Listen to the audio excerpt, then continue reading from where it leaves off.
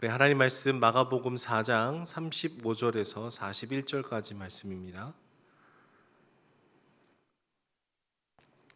마가복음 4장 35절에서 41절까지 말씀을 교독해서 읽도록 하겠습니다.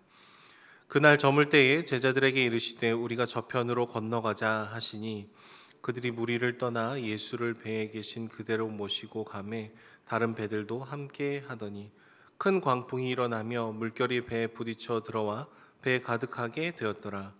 예수께서는 고물에서 베개를 베고 주무시더니 제자들이 깨우며 이르되 선생님이여 우리가 죽게 된 것을 돌보지 아니하시나이까 하니 예수께서 깨어 바람을 꾸짖으시며 바다더러 이르시되 잠잠하라 고요하라 하시니 바람이 그치고 아주 잔잔하여지더라. 이에 제자들에게 이르시되 어찌하여 이렇게 무서워하느냐 너희가 어찌 믿음이 없느냐 하시니 그들이 심히 두려워하여 서로 말하되 그가 누구이기에 바람과 바다도 순종하는가 하였더라. 아멘. 저는 양육 4단계를 마칠 때마다 양화진에 있는 선교사 묘원을 다녀옵니다. 그곳에는 수많은 선교사님들의 묘비와 묘지가 있는데 다들 낯선 조선 땅에 복음을 전하러 이곳에 와서 여러 의미 있는 일들을 감당하신 분들이시죠. 영원한 생명이신 예수 그리스도, 이 복음의 기쁜 소식을 전하셨을 뿐만 아니라 많은 선교사님들을 통해서 그 당시에 사람들에게 한글을 더 잘 알려주게 되고요. 여성들을 교육하기도 했고 장애인 분들을 섬기기 시작했고 병원도 세워지고요. 또 대학을 설립하는 등등 예수님을 전하고 복음을 전할 뿐만 아니라 정말로 만물 안에서 만물을 충만하게 하는 그 역사가 우리 선교사님들을 통해서 일어났다라는 것을 볼 수 있게 됩니다. 그런데 실제로 선교사님들의 삶을 들여다보면은요, 그렇게 기쁘고 또 의미 있고 보람된 일들만 가득한 것이 아니라 때로는 핍박을 당하기도 하고요, 고통을 당하기도 하고, 가장 힘든 것 중에 하나가 사랑하는 자녀를 잃게 되는 것을 마주하는 선교사님들이 참 많았다라는 것을 보게 됩니다. 개인적으로 셔우드 홀이라는 선교사님이 자신의 이 딸의 죽음을 마주하는 그 일기를 써놓은 것들이 이렇게 기록이 되어 있습니다.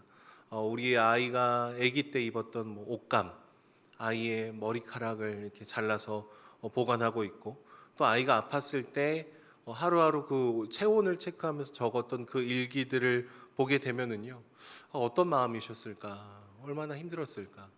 분명히 하나님께서 불러주셔서 정말 몇 달씩 걸려서 배를 타고 이 낯선 조선 땅 가운데 오셨을 텐데, 하나님의 부르심에 내가 순종하고 반응했더라면 적어도 하나님께서 이렇게 탄탄대로까지는 아니더라도 힘들고 어려운 것들은 좀 비껴나가게 해주셨으면 좋겠다라는 그런 마음이 있지 않았을까 싶습니다. 이 부르심을 받고 이 조선 땅에 오자마자 아이가 아파서 소천하게 되는 일들도 있었고, 이 고통과 힘듦과 아픔을 통과하는 이 선교사님들의 그 감정을 상상해 보는 것이죠. 하나님, 내가 잘 먹고 잘 살겠습니다, 그게 아니라 주님의 부르심에 반응해서 이 자리에 와 있는데 생각보다 힘들고 어려운 일이 있을 때마다 우리의 마음은 굉장히 복잡해지는 것이죠.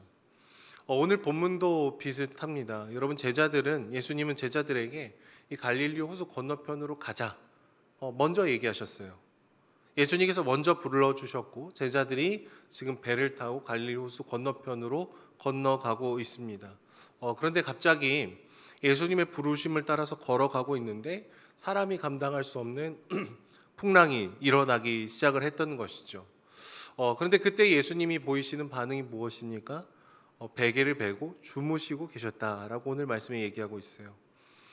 생각을 해보십시오. 예수님이 가자 그래서 왔어요. 배를 탔어요.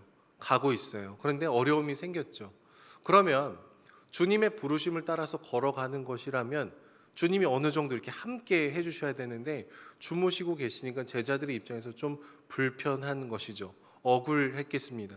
그래서 오늘 본문을 보시면 예수님을 깨우면서 얘기합니다. 선생님이요, 디다스칼레, 우리가 죽게 된 것을 왜 돌보지 않으십니까?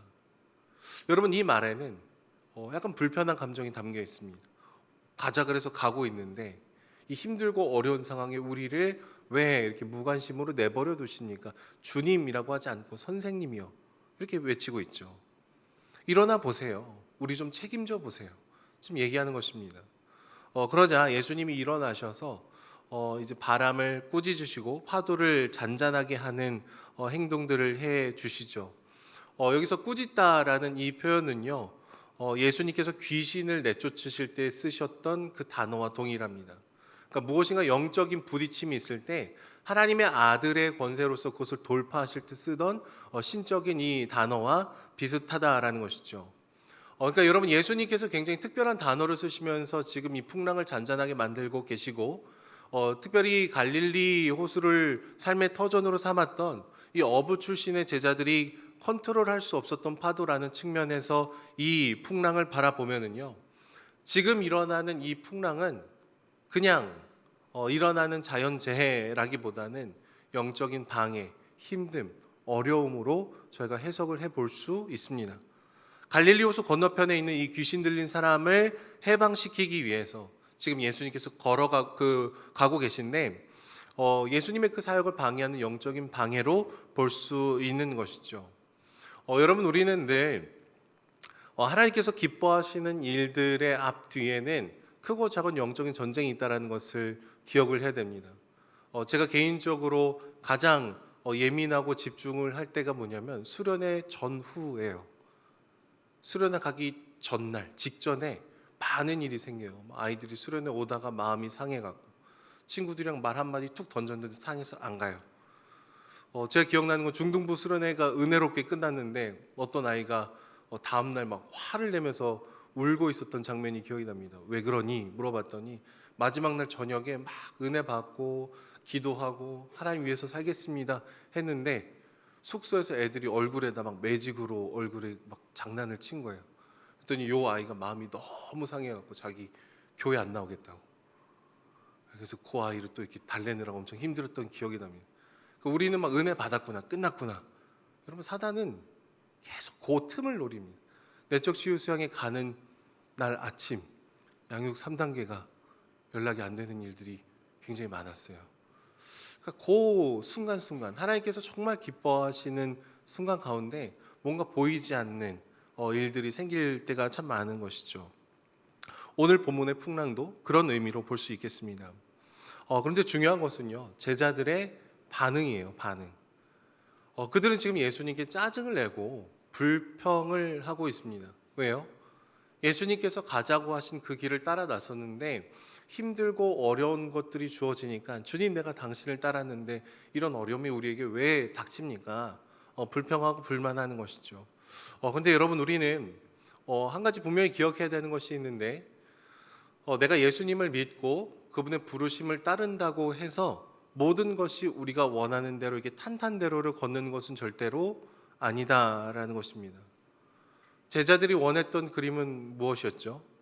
예수님 힘과 권력을 가지고 오신 메시아셔서 로마 제국을 몰아내고 새로운 나라를 세우고 제자들 한 명씩 뭐 좌의정, 우의정에 딱딱 앉혀갖고 하나님도 좋고 나도 좋은 것을 제자들이 굉장히 원했습니다. 그래서 늘 누가 더 크냐, 누가 더 높냐, 요 싸움을 했던 것을 저희는 기억을 합니다. 그런데 여러분, 예수 그리스도를 따라가는 삶은 주님이 뭐라고 얘기하시죠? 자기의 십자가를 지고 나를 따라야 된다라고 얘기하시잖아요.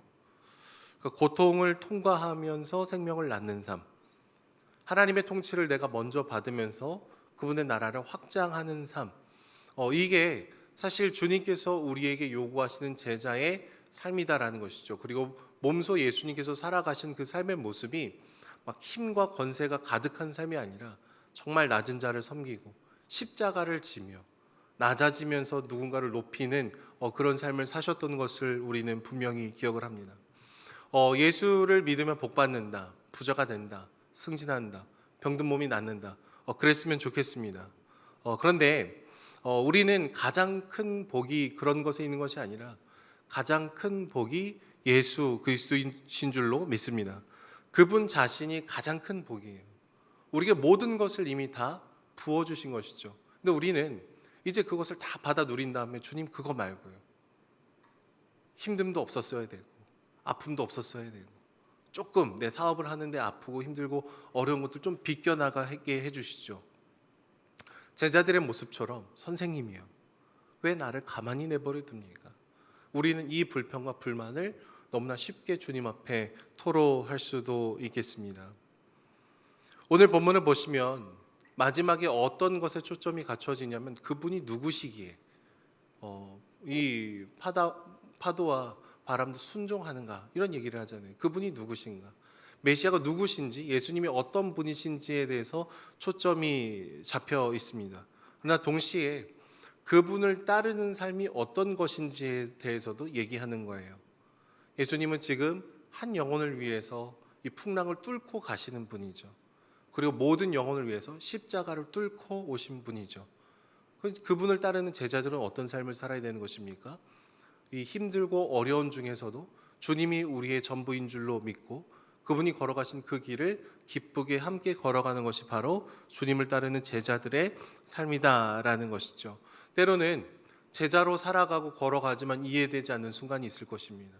주님의 부르심에 따라서 순종하지만 내가 기대하지 않았던 고통과 아픔과 힘듦이 다가올 때도 있을 것입니다. 그러나 주님께서 나와 함께 하고 계시구나, 그리고 나와 동행하시는 그분이 누구이신지를 우리는 다시금 바라봐야 되는 것이죠. 39절 말씀에 예수님께서 잠잠하라, 고요하라 라고 하니까 이 바람이 그치고 이 문제가 해결되는 것을 보고 있습니다. 그리고 40절 말씀에 너희가 어찌 믿음이 없느냐, 이거는 너희와 함께하는 내가 누구인지를 왜 모르냐, 나를 믿어라, 나를 신뢰해라, 힘들고 어려운 중에서도 나의 손을 꼭 붙잡으라 라고 얘기를 하는 것이죠. 여러분의 삶에 어떤 풍랑과 어떤 힘듦과 어떤 아픔이 있습니까? 그것이 주님의 부르심을 따르면서 마주하게 된 고통일 수도 있고, 사실 주님의 부르심과 크게 상관없이 그냥 이 세상이 만들어 놓은 고통일 수도 있겠습니다. 그러나 우리가 분명히 기억해야 되는 것은 주님이 우리와 함께 하신다. 십자가를 지고 오셨던 주님이 우리 삶에 찾아와 주셔서 힘들고 아프고 어려운 중에서도 나와 동행하고 계심을 신뢰하시면서 하나님의 성품을 의지하며 주님과 함께 걸어가는 저와 여러분들이 되기를 소망합니다.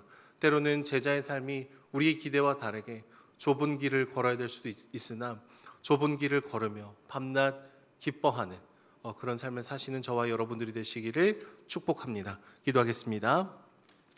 사랑의 주님, 감사합니다.